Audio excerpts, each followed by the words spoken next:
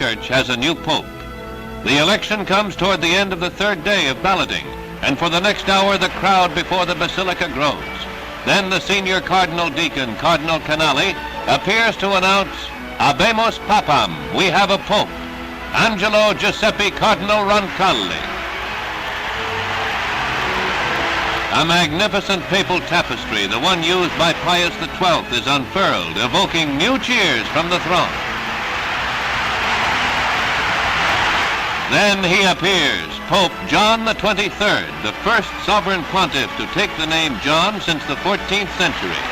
Born nearly 77 years ago of humble Italian farm workers, one of 9 children, Pope John gives the traditional papal benediction.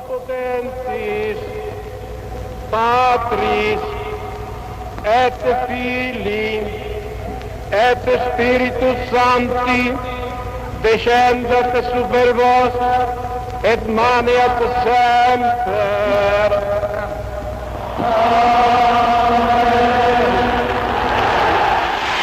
For the world's Roman Catholics, a new spiritual leader. The new Pope, John the 23rd, receives the third and final act of obedience from his cardinals in the Sistine Chapel where he was elected. Pope John, wearing a cloth of silver mitre and full pontifical robes, is escorted to his throne. This is the first time the cardinals have appeared in their crimson robes since the death of Pius XII. Cardinal Spellman of New York goes to kneel before the new pontiff, an expression of his loyalty to the leader of the Roman Catholic Church. 49 cardinals, all but 2 who took part in Pope John's election, participate in this 35-minute ceremony. The princes of the Church are blessed by the Pope, and a new era commences at the Vatican. To St. Peter's in Rome come hundreds of thousands of persons for the coronation of Pope John the 23rd. Representatives of 57 nations, including the United States, attend the impressive ceremony. The great basilica is linked to the entire world by radio, television, and the newsreel camera.